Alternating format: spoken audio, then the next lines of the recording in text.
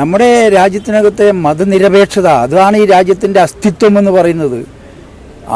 അതിൽ കൂടുതൽ മതങ്ങളുള്ള ലോകത്തിൽ ഏതെങ്കിലും ഒരു രാജ്യമുണ്ടോ? നമ്മുടെ രാജ്യം മാത്രമാണ്. അതിൽ വിശ്വസിക്കുന്നവരാണ് മഹാഭൂരിപക്ഷവും. ആ മതങ്ങളെല്ലാം വിശ്വസിക്കുന്നവരെ സംരക്ഷിക്കുന്നതിന് വേണ്ടി, സോദരത്വേന വാഴുന്നതിന് വേണ്ടി, സൗഹാർദ്ദം നിലനിർത്തുന്നതിന് വേണ്ടി, ബഹുസ്വരത നിലനിർത്തുന്നതിന് വേണ്ടി വ്യത്യസ്ത ആചാര അനുഷ്ഠാനങ്ങൾ നിർവഹിക്കുന്ന നമ്മുടെ രാജ്യത്തെ ജനങ്ങളെ ഏകോപിപ്പിക്കുന്നതിന് വേണ്ടി ഒരു മതനിരപേക്ഷ സെക്യുലറിസം, ഇന്ത്യൻ ഭരണഘടനയുടെ മൂല്യവത്തായ ആശയമാണത്, സെക്യുലറിസം. ആ മതനിരപേക്ഷതയല്ലേ കഴിഞ്ഞ 10 വർഷക്കാലമായി രാജ്യത്ത് പിച്ച് ചീന്തിക്കൊണ്ടിരിക്കുന്നത്. ഇവിടെ നിങ്ങൾ നോക്കൂ, 28 സംസ്ഥാനങ്ങളിൽ മണിപ്പൂർ എവിടെ കിടക്കുന്നു? ഈ രാജ്യത്തെ മണിപ്പൂർ മതനിരപേക്ഷ അതിൻ്റെ കടക്കൽ കത്തിവെച്ച് കഴിഞ്ഞില്ലേ? ഒരു പ്രത്യേക വിഭാഗത്തിന് എതിരായിട്ടല്ലേ, മതന്യൂനപക്ഷങ്ങൾക്കെതിരായിട്ടല്ലേ? ഇതിവിടുത്തെ മതന്യൂനപക്ഷ വിഭാഗങ്ങൾ മനസ്സിലാക്കൂല്ലേ? അവരുടെ ജീവിതവുമായി ബന്ധപ്പെട്ടതല്ലേ, അവരുടെ സമൂഹത്തിൻ്റെ ജീവിതത്തിൻ്റെ താളലയങ്ങളുമായി ബന്ധപ്പെട്ട് നിൽക്കുന്നതല്ലേ ഇത്?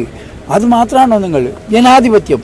ഞാൻ ഒരു കാര്യം തുറന്നു പറയാം, ഇത്തവണ പാർലമെൻറ്റ് തെരഞ്ഞെടുപ്പിൽ വീണ്ടും 10 വർഷക്കാലമായി രാജ്യം ഭരിക്കുന്ന ഭരണവർഗം അധികാരത്തിൽ വന്നാൽ പിന്നെ ഇവിടെ തെരഞ്ഞെടുപ്പ് ഇതുപോലെ നടക്കുമെന്നുള്ളത് ഞാൻ ആശങ്കപ്പെടുന്നു. ഈ രാജ്യത്തിലെ ജനങ്ങൾ ആശങ്കപ്പെടുന്നു. ഇപ്പോൾ ജനാധിപത്യത്തിൻ്റെ ഒരു അടിസ്ഥാനത്തിലാണ് 5 കൊല്ലം കഴിയുമ്പോൾ പാർലമെൻറ്റ് തെരഞ്ഞെടുപ്പ്, അതുപോലെ നമ്മുടെ നിയമസഭാ തെരഞ്ഞെടുപ്പ്, പഞ്ചായത്ത് തെരഞ്ഞെടുപ്പ് ഒക്കെ നടക്കുന്നത്. ഇവിടെ വലിയ തോതിൽ ഭീതിദായകമായൊരു അന്തരീക്ഷമാണ്. ഫെഡറൽ സംവിധാനം, ഞാൻ വിനയപൂർവ്വം നിങ്ങളോട് ചോദിക്കട്ടെ, ഞാൻ ഇവിടുത്തെ സമൂഹത്തിൻ്റെ ഒരു അഭിപ്രായം ഞാൻ പറയാം. കാസർഗോഡ് ലോകസഭാ മണ്ഡലത്തിലെ മാത്രമല്ല, ഭാരതം, കേരളം നമ്മുടെ സംസ്ഥാനമാണ്. കവി പാടിയതുപോലെ ആ കേരളത്തിൻ്റെ ശബ്ദം ഇന്ന് പാർലമെൻറ്റിൽ മുഴങ്ങുന്നുണ്ടോ? ഞാൻ മറ്റു കാര്യങ്ങളിലേക്കൊന്നും പോകുന്നില്ല. മുമ്പ് കേരളത്തിൻ്റെ ശബ്ദം അതിശക്തമായി പാർലമെൻറ്റിനകത്ത് മുഖരിതമായതല്ലേ? ഇപ്പോഴോ നിങ്ങളടക്കമുള്ള കേരളീയരുടെ ഇപ്പം പാർലമെൻറ്റിൽ മുഴങ്ങുന്ന ശബ്ദം എന്താ?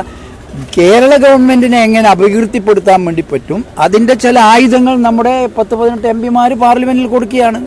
അത് സമർത്ഥമായി നമ്മുടെ ധനകാര്യമന്ത്രിയും പ്രധാനമന്ത്രിയും മറ്റു മന്ത്രിമാരും മറ്റ് എംപിമാരും പാർലമെൻറ്റിൽ കേരളത്തെ ശപിക്കാൻ, കേരളം മോശം സംസ്ഥാനമാണ് എന്ന് വരുത്തി തീർക്കാൻ കേരളീയർക്ക് അഭിമാനബോധമില്ലേ?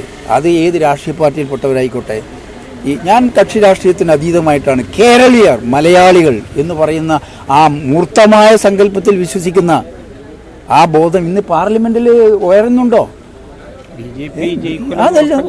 അപ്പം അതുകൊണ്ട് തന്നെ നമ്മൾ വ്യക്തമാണ്, ഈ കേരളത്തിൽ നിന്ന് 20 ലോകസഭാ മണ്ഡലത്തിൽ നിന്നും ഇത്തവണ ഇടതുപക്ഷ ജനാധിപത്യ മുന്നണിയുടെ സ്ഥാനാർത്ഥികൾ പാർലമെന്റുകളിൽ ഉണ്ടാകേണ്ടത് അനിവാര്യമാണ് എന്ന ബോധത്തിലേക്ക് ഇവിടെ എത്തിയിരിക്കുന്നു.